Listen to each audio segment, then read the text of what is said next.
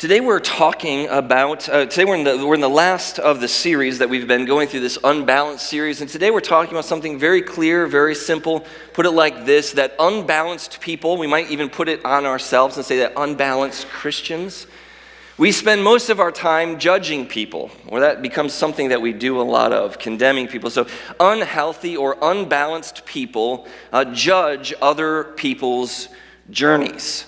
Now, we do this all the time. We make snap judgments. You'll meet somebody. You ever meet somebody and you're like, I don't like that guy? And come on now. You ever meet that person, somebody, and you're like, I really like that person. They're really nice.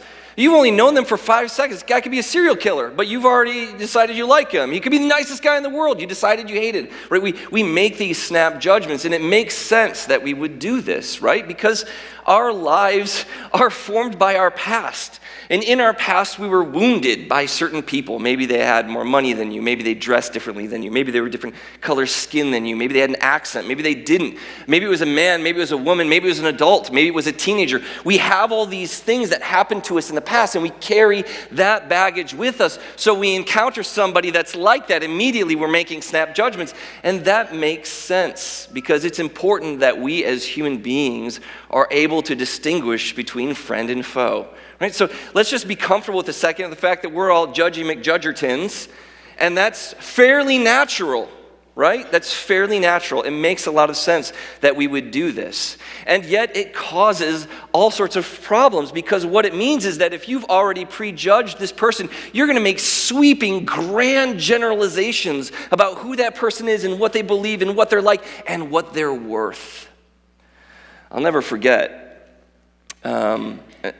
a time in our life where we were really having a hard time. We couldn't make ends meet. Didn't matter how many shifts. I picked up all the extra shifts I could. We couldn't make the money work out.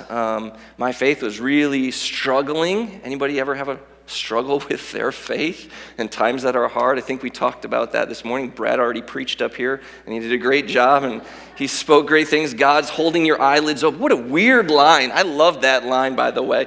Holding your eyelids open. But we're in this moment where we're suffering, and so because we can't make ends meet, we end up on government assistance. And we go into church Sunday morning. We're sitting in our Sunday school class, about 20 people around, and we suddenly, I don't remember how we got on this topic, but eventually politics comes up, and we sat, my wife and I sat in a 5-minute echo chamber about how everyone on government assistance is lazy, won't work. The Democrats are with them, and they're all ruining the country, and we're just sitting listening to this. It's not like we have enough shame already that we're dealing with this, but here it is, the church speaking that guilt back into our lives. And these are not terrible people, because some of you all are sitting there, those terrible people. No, they're not. They're beautiful, the beautiful children of God who are just as broken as I am, but they never walked in my shoes. And so they said things they didn't mean. And if I stood up and I said, hey, listen, guys, here is my experience. Here is what I am dealing with. Here's what our family's going through, and this is why we're in this spot. They would have said, we were wrong. This is not what we meant at all. But I didn't do that. Did I? And brothers and sisters, because if you're a Christian here, you've been in a room where either you have heard that or participated in it. Imagine for a moment if I wasn't a believer and I was seeking for Jesus. I would have never heard a word of grace again. We must be very careful with the things that we say. We must be very careful with the judgments that we make and the experiences that we have, because our experiences are so deeply diverse. They're so different. And in order to be a kind of people that could embody anything like Jesus, we must be patient enough with one another to listen and to bear with one another and to be open to being wrong, or to be open to the fact that my experience might not be true for everyone else in the entire world. In fact, I think this is the very reason why Jesus says these things. He says, judge not, and you won't be judged. Condemn not, and you will not be condemned. Forgive, and you will be forgiven. Give, and it will be given to you. A good measure, shaken down, pressed together, poured out into your lap, because the measure by which you measure other people, it will be measured back to you. I mean, Jesus is so clear, and it sounds impossible. This is really hard talk. And one of the things I can know about this as a person who has entered the foray of scholarship, I mean, you could read all of the books about this text, you could translate it, you could read the whole history of interpretation, you could spend all of your life scholarly pursuing every line of this and still never grasp it. Do you know what I mean? Still never live it. Do you know what I mean? Know all the right things to say, but not represent it. Do you know what I mean? And I'm pretty sure that if Jesus is after anything, he's not after the knowledge of it. He's after our experience of it. And that's what I'm talking for just a second. I want you to think about this text for a second. I want you to consider its voice. Consider the voice of the text. Because not a single one of us reads this like a robot. Like if you're at home and you open this Bible up and you read it, right, just as is the black on the white, you read it, it doesn't sound like a robot, does it? It has inflection, doesn't it? It has a kind of sound to it. Even as I read it, I didn't just read, judge not and you will not be judged, condemn not and you will not be condemned, forgive and you will be forgiven. Like that's how 5-year-olds read, right? Because they're just trying to get through it. But you all read it and you inflect it. We make noises. Is it commanding you? Is it demanding from you? Is it threatening you? Is it inviting you? Is it open and welcoming to you? Is it inviting you to see something good? Or is it telling you, hey, you haven't been doing enough. It's time for you to start forgiving. It's time for you to start giving. How do you hear this text? Let me give you a non-Bible answer because I feel like I'm being obscure. I was talking with a friend about a TV show. Here's the text that we're talking back and forth on. And you're going to be distracted, so everybody look at it for a second. Let's get it over with.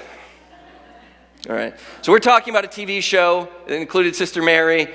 And the question is, the main character is an orphan. And so as the conversation goes, I think it'd be hard to be left for adoption. I know you were adopted, me personally, speaking to me, but it's kind of different. And here's my answer. Now, what does that say to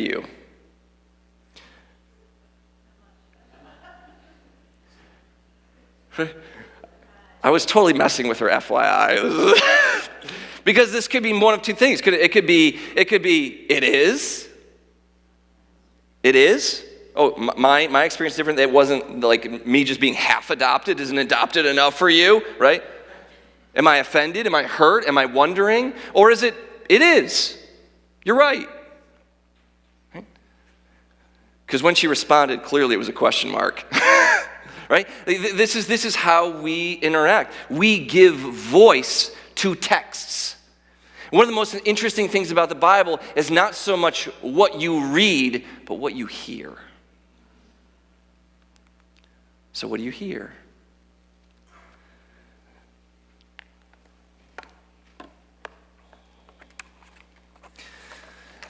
What you hear and how you hear it might tell us more about you than anything else that we could do.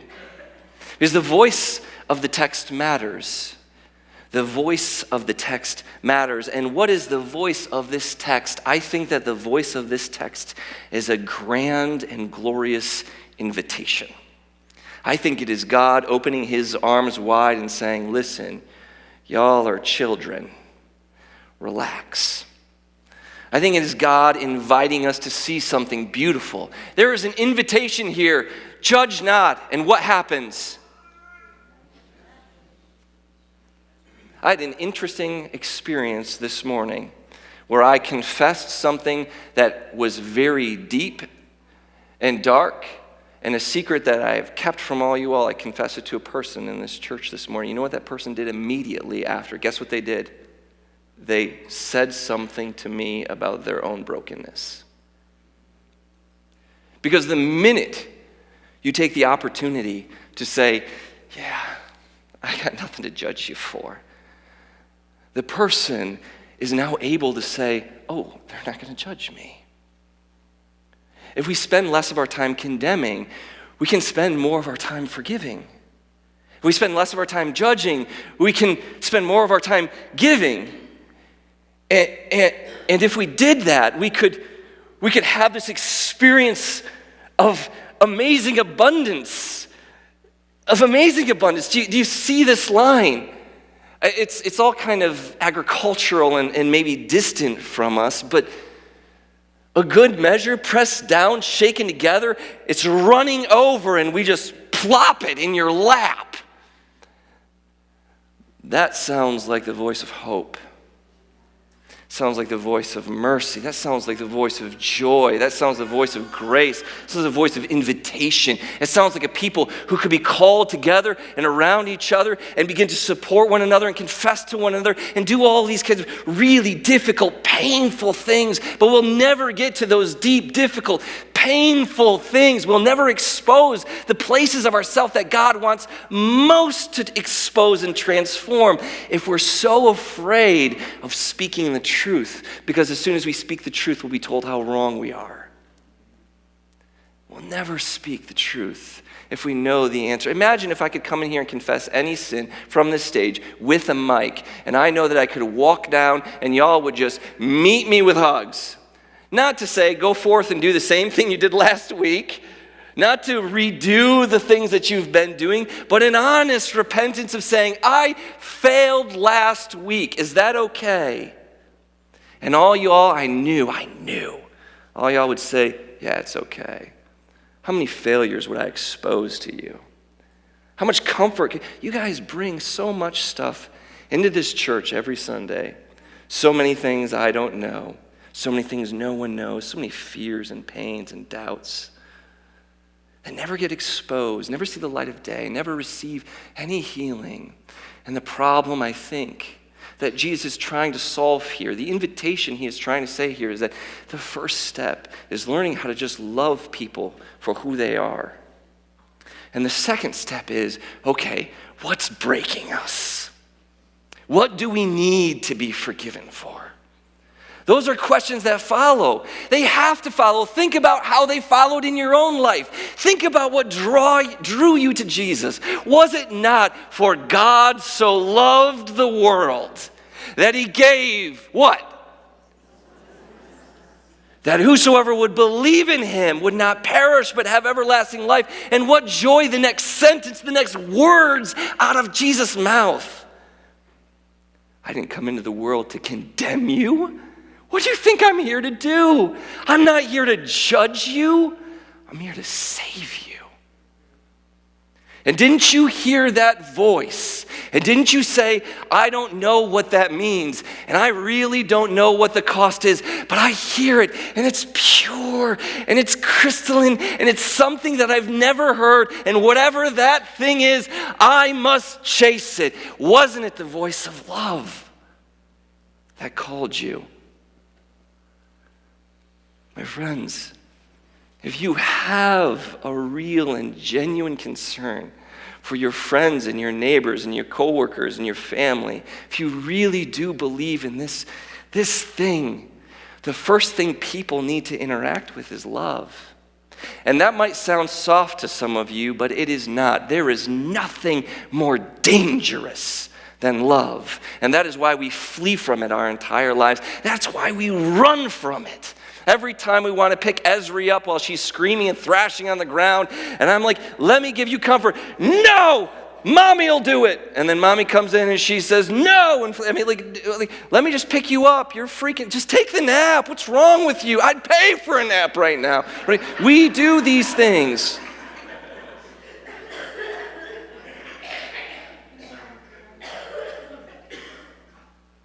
We know what will comfort us. But we resist it. And we resist it because love means we must expose ourselves to the threat of being wounded again. And that is why we judge. Because you've spent your whole life protecting yourself from the world. And you walk in here and listen to some guy on stage and he says, stop protecting yourself. And you say, well, that's a stupid idea. I'm not going to do that. So the guy standing up here says, listen, church, if we really want to invite people to know Jesus, we have to start here. And what a wonderful relief. I mean, what a burden. You are now responsible for judging other people's sins? What a burden that is. Man, I'm so glad that's God's and not mine. I love an invitation here. The invitation, don't judge. People won't judge you. Isn't that the way it is? Haven't you ever met somebody who has done something nice for you out of the blue? Maybe it was a person, maybe it was a waiter, maybe it was a family member, maybe it was your wife or your husband. Somebody just does something nice out of the blue. What is your immediate thought? Yeah, shucks, what a good guy. And don't you immediately think, I'd like to do something for him or her? You immediately want to reciprocate the gift that you've been given. You want to respond grace for grace.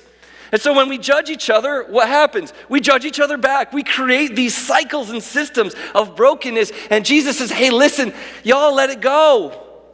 Don't judge. You won't judge. Don't be condemned. Don't condemn and you won't be condemned. Forgive and you'll be forgiven. Give and we give it back to you. And this is the challenge of love because it exposes us to such immense possibility for pain. And that is why it is so important that we see this as an invitation. We hear the voice of the text, that we see how love opens you up. Doesn't love just open you up? Doesn't kindness just open you up? Doesn't gentleness, somebody's gentle just open you up? Do you see what love does? It's power to transform. Love is power. Joy is power. Hope is power. It is what pushes you through those waters. While everyone else is drowning, you have a church beside you, and together you are working through this very, very hard thing we call life. That is the power of this text. An invitation to a community that doesn't fear, that doesn't judge, that doesn't condemn, that doesn't hate, that doesn't work all these things out in the same way, but rather captures this vision, this beautiful, beautiful vision. That would be my invitation to you today. As you consider your own life, I don't want you to look at yourself and say, well, how have I been judging people? How have I condemning people? Like maybe that's true, but let's set that aside for a second. Let me just invite you to be a part of a church where not that you need to stand up here and tell everybody your sins, but a church where we just kind of say together, we're going to do our best to immediately forgive all wrongs. Can we just do that? Let's forgive all wrongs. And let's immediately begin to say, how can I give? How can I give of myself? When somebody comes to you, how can I help? How can I give? How can I pour out of myself? Because I recognize that there is a practical response in which when I give of myself, other people give back to me. But that's not meant to create a kind of selfishness, but for us to recognize how God has built into creation, into reality itself, grace. Do you see that? The fact that you want to respond with grace when grace shows up at your door tells me that God has built into the thread and fabric of all of reality, including us, grace. And that grace is inviting you to meet God and to receive love. And to recognize your brokenness does not define everything that's going to go forward, but rather God can take every ounce of brokenness and heal it. And that one of the primary ways that God heals our brokenness is by us being church. My favorite thing in the past few weeks while I was gone away from you was not this morning. It was actually last Sunday. I got to sit in that back pew, and I just watched y'all filter in and hug each other. And it brought me, I'm not joking, this is not hyperbole, it brought me to tears just watching you guys love each other. And that, brothers and sisters, is what saved our souls. And that is what will continue to save souls. as we stand this song, for this song, let's turn our hearts towards that love. Let's consider more deeply how we might follow in the path of Jesus. Let's sing these songs of praise to our God.